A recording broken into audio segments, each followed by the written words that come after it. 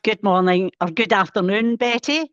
Nice to see you online. Can you give me a wee bit of introduction on yourself with regards to your Down syndrome involvement? I'm Betty Logan. I have a daughter, Laura, of 32, who swims with the Down Syndrome GB and South Ayrshire swim team. She started off at Kilmarnock Jets and then progressed on to my local team after leaving the Jets. I get involved through Laura actually swimming at the club level. Started off just as a poolside helper with my PVG checks. Get convinced to go on and do my level 2 teachers exams. I done that along with a full-time job. Also done teaching swimming at night. And I've ended up, went on and done my coaches level 2, and I am now the para squad at South Ayrshire Council's South Ayrshire Swim Team's coach, along with Mike Bowles. And obviously through that role, Betty, you've went to various regional, national and international competitions with the GB team for Down syndrome. Can you tell us a wee bit about that? It started with Laura joining the regional team, the Scottish team, that was run by a couple of gentlemen from Glasgow. I started going there. We ended up going to Europeans down at Southampton.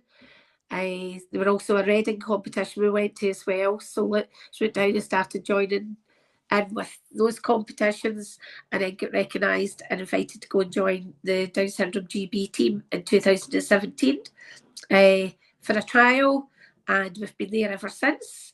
We've been all over the world. So one year they do a European Championships, the next year they do World Championships, and it's like 2 years of short course, which is 25 metres, and 2 years of long course, which is 50 metres. So it alternates in a 2-year block. So the fun and enjoyment I've got out of it, and even more so for Laura, the amount of friends she's got over the whole of the UK and friends from abroad for being away at the Europeans and the World Championships.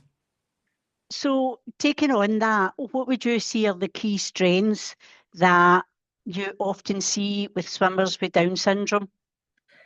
Determination. Once they realise they can do something, they're determined to do it. They want to complete it.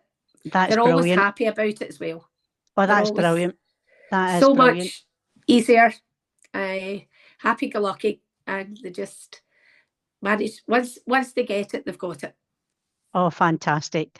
So obviously as a coach, what have you learned, from working with swimmers with Down syndrome? I appreciate you have a daughter, but sometimes, obviously as a coach, you've been opened up to a wider variety of Down syndrome swimmers. So what would you say you have learned? They're all different. Everybody's different. They're not just classed as a group of Down syndrome swimmers. Everybody needs to be treated totally different, the same as normal swimmers. You break the instructions down. Simple instructions. And that's obviously leads us on to our next question. Obviously, we operate a Learn to Swim programme throughout the UK and Northern Ireland, and we've got a number of swimming teachers, and they teach the swimmers from grassroots upwards.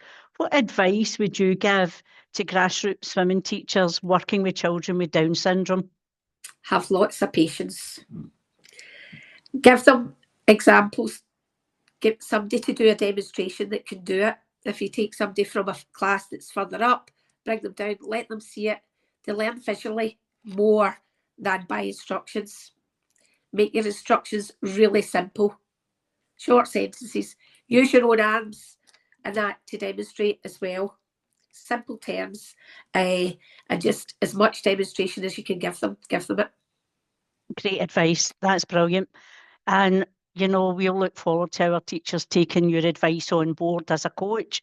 Now, obviously, our swim schools run throughout the country, as I said, but what advice would you say to about us becoming, or swim schools becoming more inclusive for swimmers with Down syndrome, or truly inclusive for any athlete that's got additional needs? Just treat them like individuals. Just try and get them in with main swimmers, because they'll always want to try and keep up with the person next to them. Get them in the pool as much as you can. Some of the swim places, it's half an hour a week they come for swimming lessons, but if they're not going other times with parents or that, half an hour is really not enough. They need to practice what they've been taught at that half hour, and if parents don't take them, so it's getting them in the pool more and give them structure of what to do, and just keep repeating, and then once they've got it, move on to the next step. Great advice, thank you.